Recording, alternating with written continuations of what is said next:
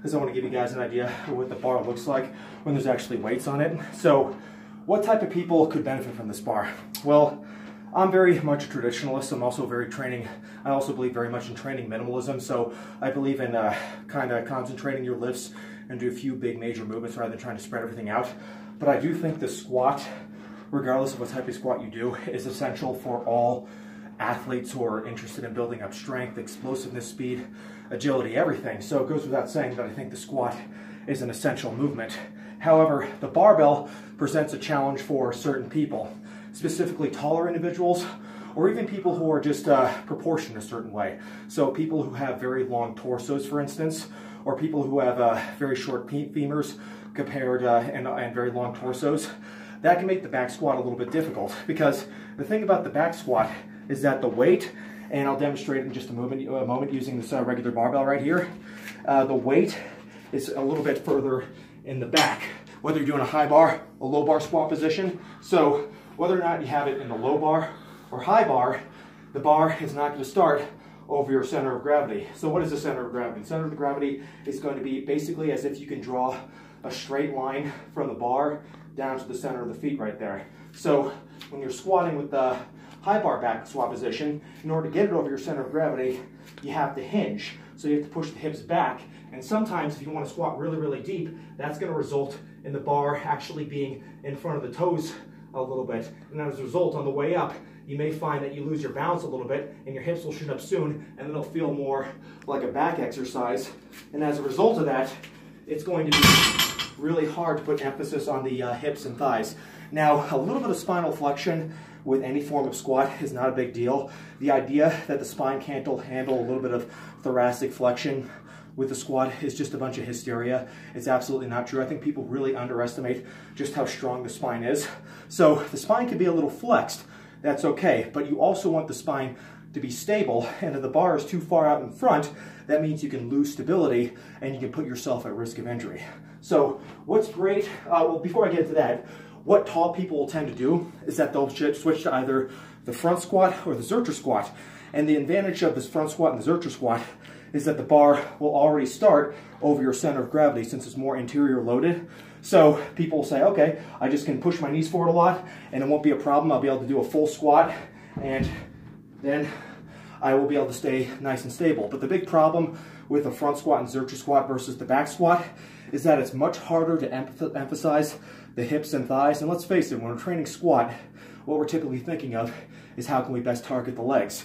So as a result of the weight being more in front, you can't really hinge as much, so you can't build up as much elastic energy in the glutes. And likewise, as a result of it being in the front, the big challenge becomes just maintaining that thoracic extension. And as a result of that, frontal loaded squats tend to put much more emphasis on the upper back and postural muscles. So the same thing goes for like the safety squat bar you see over there, is that it's cambered in the front a little bit. So it's kind of a good mix between the back squat and the front squat, but you still can't typically lift as much with that piece of equipment compared to the back squat. So how does someone who has trouble doing a back squat with a full range of motion, as you often see taller lifters do something that gives them all the same benefits of back squats without actually doing back squats? And I think the solution to that is here. This is the cambered bar. And the cool thing about this bar is that you rack it exactly as you would a back squat. So you perform it much like a back squat. And unlike the front squat and other variations of the squat, you don't have to compromise weight at all. So meaning you can lift just as much with this weight as you can with a barbell back squat, even if you're a taller lifter. So the trick with this piece of equipment is how do you keep the axis of the bar over your center of gravity when you're doing a full range of motion, because you still have to hinge as if you're doing a barbell back squat. And I'll go ahead and show you from a side angle right here. So what you're going to do is that you're going to basically grab onto the bar. I like to do a thumbless grip like this. And if you want to get a little over to the side, David. Thanks, buddy. And what you're going to do is that you're going to hinge, but as you're going down, you're going to pull back on the bar a little bit. Now going down during the eccentric phase, that's typically not a problem. But when you're going up, you see if I let go of the bar, it actually pulls me forward a little bit because the axis is in front of my toes right here. Because I'm a slightly taller lifter myself. I'm about 6'1", but when I'm going up, in order to avoid losing the weight or having it shift too forward, I can pull the bar back so it stays over my center of gravity. So if I were just doing a back squat, for instance, the weight would go forward, and as a result, I may actually shift my hips up too soon, and I'll end up feeling more like a good morning. But with the cambered bar, I can just pull the bar back a little bit, and even if I'm hinging a lot, as you're supposed to do with a back squat, I can keep the axis of the weight over my center of gravity. And as a result, I feel much more stable with this piece of equipment than I do with a back squat. Now, are there some disadvantages? Yes. One of the big disadvantages, which I went over a little bit, is the fact that this is an 85-pound bar.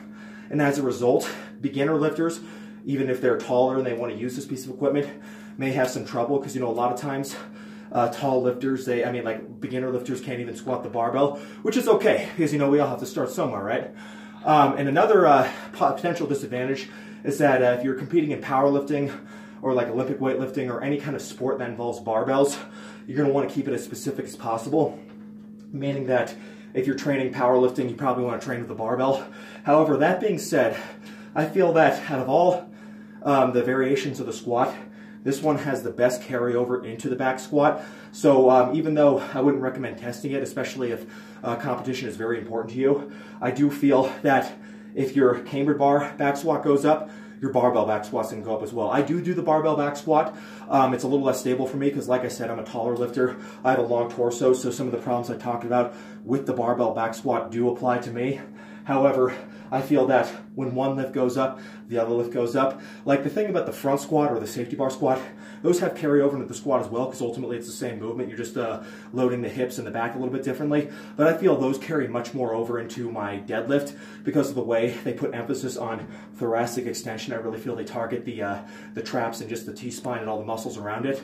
But I feel that this is like the perfect choice for people who have trouble with the back squat but still want to get the same benefits out of their hips and thighs that the back squat generally gives them. So this is a difficult piece of equipment to find at most gyms. This one from Rogue Fitness is very expensive. It's about $300. There's some other good ones that are a little bit lighter, like 65 pounds. So if you have some issues lifting 65 pounds might be a good choice. I know Elite FTS makes a really good one. I think Titan Fitness makes a really good one. But if you feel that like you're dreading your squat workouts, especially the back squat, or if you feel like you can only do a front squat but want to get the benefits of the back squat, I'd consider either finding a gym that has this piece of equipment. Once again, it's called the cambered bar, or just investing in one of your own and building up a home gym. You can get like a stand for really cheap, like $100 or so. And you know, even though this is a pretty pricey piece of equipment, you're going to save a lot more on building your own home gym compared to just you know, like getting a membership at like a really pricey gym like Lifetime Fitness or 24 Hour Fitness or something. But in any case, I mean, I feel like if you can benefit from this, give it a shot. I mean, even if you feel that you don't like necessarily need this piece of equipment, I'd say give it a shot anyways, because you know, sometimes I feel that having variety in your workouts improves adherence just because it makes lifting more fun. And from a strictly functionality standpoint, I think it's good too, because let's face it, it's not like very functional to apply strength to just one piece of equipment. So getting strong at various different types of equipment and while still training the same movement is a really good way to put emphasis on some of the muscles that might be lacking. So anyways, that's all I wanted to say about the cambered bar. If you guys have any questions about this or anything else, just let me know, and I'll see you guys soon. Take care.